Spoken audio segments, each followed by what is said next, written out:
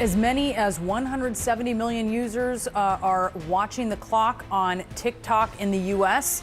In about 32 hours, it's supposed to be outlawed by a bipartisan law. The Supreme Court upheld that ban today. They sided with the U.S. government over national security concerns if the app stays under Chinese ownership. But today, the Biden administration signaled it's not going to enforce the ban come Sunday, leaving it to the next administration, which, of course, takes power on Monday. Here's President Biden a short time ago. What's your take on the TikTok decision today, sir? Well, the decision was made by the next president anyway, so I think it will work. Well, the next president, Donald Trump, has been working on an executive order to delay the ban, according to sources. The president-elect posting today that he spoke with Chinese President Xi Jinping about the app, which he actually wanted to ban himself at one point. TikTok's CEO is already showing his gratitude with, of course, a TikTok video. I want to thank President Trump for his commitment to work with us to find a solution that keeps TikTok available in the United States. We are grateful and pleased to have the support of a president who truly understands our platform, one who has used TikTok to express his own thoughts and perspectives, connecting with the world and generating more than 60 billion views of his content in the process. Let's turn now to CNN chief media analyst Brian Stelter. Okay, Brian, here's the thing. What happens on Sunday when people click on the TikTok icon on their phone? Initially, at least until a few hours ago, my impression was that the Apple App Store, the Google App Store would have to remove the TikTok app. So if you wanted to download it for the first time, you couldn't. If you still already have the app on your phone, it would just continue to function like normal. But like a car that's running out of gas, it would start to break down and stop functioning over time. However, Brianna, I've changed my thought on this in the last few hours.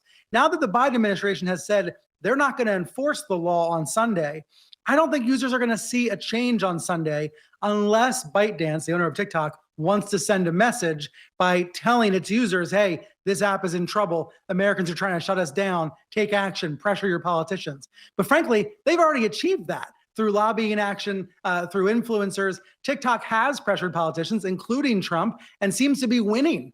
They seem to have the wind at their backs right now as they try to get this ban reversed. So, it is possible there could be several different outcomes on Sunday and Monday, but I think for the time being, because Trump has signaled that he wants to negotiate some way out of this, users' experience will probably not change this weekend.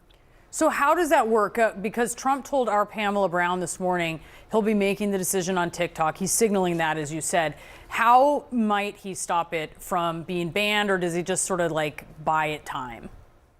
Yeah, find an American buyer and then convince the Chinese owners to sell it to that American buyer. Let someone let's just think of someone who's close to Trump, maybe Elon Musk. There are already bids out there from Frank McCourt and Kevin O'Leary, for example. O'Leary of Shark Tank fame has been on this network talking about his bid for TikTok. The issue has been that ByteDance, the Chinese owners, do not want to sell. That's what they've said all along. They do not want to give up any part of TikTok.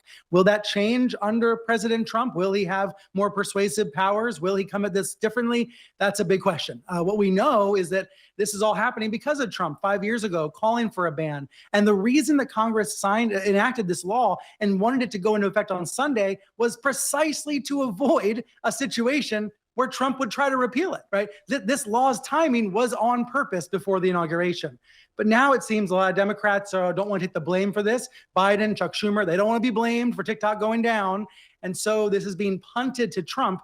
And I think we know one thing for sure. Trump cares deeply about his popularity. He loves knowing that he has lots of fans on TikTok. He's been crediting TikTok with helping him win re-election. So he seems to have a real change of heart about TikTok, partly for personal reasons.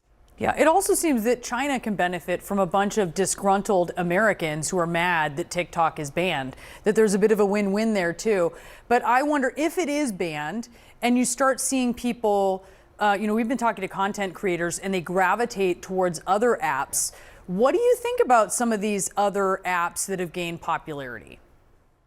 It's a little bit like going from broadcast TV with only 3 channels to cable TV with 300. There's not going to be any one winner if TikTok does disappear in the US. There will be a number of different apps.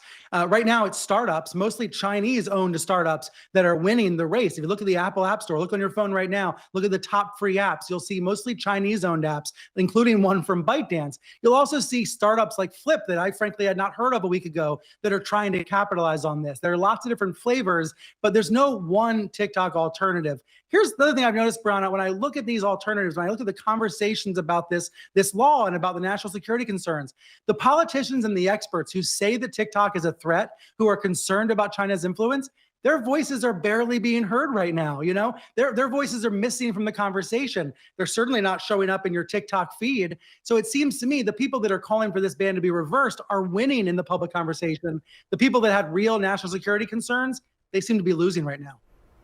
Yeah.